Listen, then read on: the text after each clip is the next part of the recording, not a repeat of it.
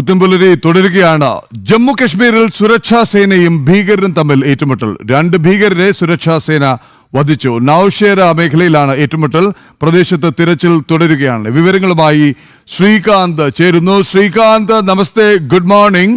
ഈ ഏറ്റുമുട്ടൽ ഇപ്പോൾ ഏത് അവസ്ഥയിലാണ്? ഭീകരർക്കും പാകിസ്ഥാനും മതിയായിട്ടില്ല എന്ന് തോന്നുന്നു. പാകിസ്ഥാൻ എന്ന് പറയുമ്പോൾ പേടിക്കണം, കോൺഗ്രസിനൊക്കെ അത് ഫീൽ ചെയ്യുമോ എന്നുള്ളതും.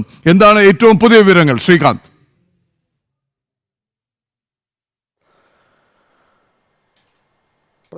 ഇപ്പോൾ പുറത്തുവരുന്നത് നൌഷേരയിൽ 2 ഭീകരരെ ഇന്ത്യൻ സൈന്യം വധിച്ചു എന്നുള്ളതാണ്. ഒരു പക്ഷേ ഈ പഹൽഗാം ഭീകരാക്രമണത്തിന് ശേഷം ഇന്ത്യ നൽകിയ തിരിച്ചടിയിൽ പാകിസ്ഥാന് മതിയായില്ല എന്നുള്ളത് തന്നെയാണ് നമുക്ക് മനസ്സിലാക്കാൻ സാധിക്കുന്നത്.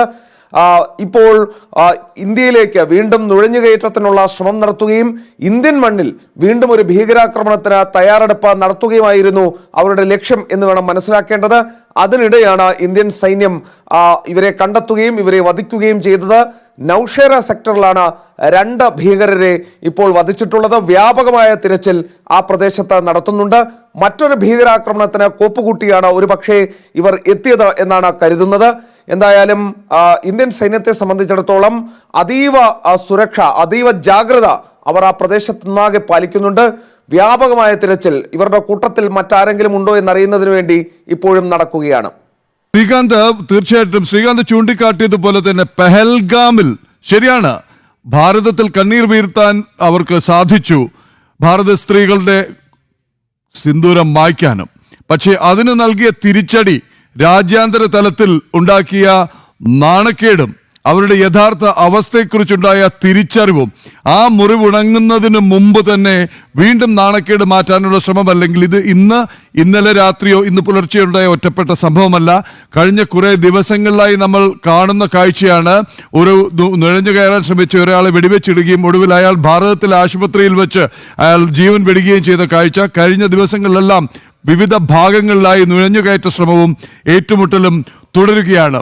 അപ്പോൾ ഇപ്പോഴും പാകിസ്ഥാൻ പാഠം പഠിച്ചിട്ടില്ല എന്ന് തന്നെ പറയണം. കാരണം ഇതിന് മറ്റൊരു ഉറവിടമില്ല, ഇതിന് മറ്റൊരു സ്രോതസ്സില്ല, ഇതിന് മറ്റൊരു മാർഗവുമില്ല. അത് പാകിസ്ഥാൻ തന്നെയാണ്, ആർക്കൊക്കെ ഇഷ്ടപ്പെട്ടാലും ഇല്ലെങ്കിലും. ശ്രീകാന്ത്,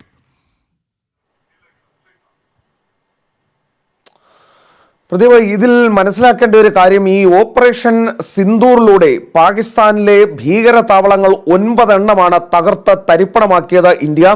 മാത്രമല്ല, ഈ അവിടുത്തെ ജെയ്ഷെ കൊടും ഭീകരൻ മസൂദ് അസറിൻ്റെയൊക്കെ കുടുംബാംഗങ്ങളെ ഏതാണ്ട് 10-11 പേർ അക്കൂട്ടത്തിലുണ്ടായിരുന്നു. അവരെയൊക്കെ തന്നെ ഇന്ത്യൻ ആക്രമണത്തിൽ കൊലപ്പെടുത്താൻ, വധിക്കാൻ ഇന്ത്യക്ക് സാധിക്കുകയും ചെയ്തിരുന്നു. അതിൻ്റെ സ്വാഭാവികമായും അവരെ സംബന്ധിച്ചിടത്തോളം പ്രത്യാക്രമണം നടത്തുക എന്നുള്ളത് അവർ എന്തായാലും ചെയ്യും എന്ന് ഇന്ത്യക്ക് ഉറപ്പുമാണ്. അതിനാൽ തന്നെ കനത്ത ജാഗ്രത ആ സമയം മുതൽ തന്നെ ഇന്ത്യ പുലർത്തുന്നുമുണ്ട്.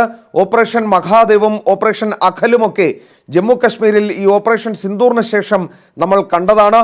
അതിനാൽ തന്നെ മനസ്സിലാക്കേണ്ട കാര്യം, അവർക്ക് സംഭവിച്ചത് അതിഭീകരമായ നഷ്ടമാണ്. അത് നികത്തുന്നതിന് വേണ്ടി വീണ്ടും ഒരു ഭീകരാക്രമണത്തിന് പാകിസ്ഥാനും അവിടുത്തെ ഭീകരരും ശ്രമിക്കും. എന്നാൽ ഈ ഓപ്പറേഷൻ മഹാദേവും ഓപ്പറേഷൻ അഖലിലൂടെയും ഇന്ത്യ നൽകുന്ന സന്ദേശം ഒരൊറ്റ കാര്യം മാത്രമാണ്: ഈ മണ്ണിൽ ഇനിയൊരു ഭീകരാക്രമണം കൂടി നടത്താൻ അനുവദിക്കില്ല എന്നുള്ളതാണ്. സൈന്യം നിതാന്ത ജാഗ്രതയിലാണ്. ശരി ശ്രീകാന്ത്, വളരെയധികം നന്ദി. ഇതിന്റെ തുടർ ഡെവലപ്മെന്റ്സ്, മറ്റു വിവരങ്ങൾ തുടർന്നുള്ള ബുള്ളറ്റിനുകളിൽ ഉണ്ടാവും.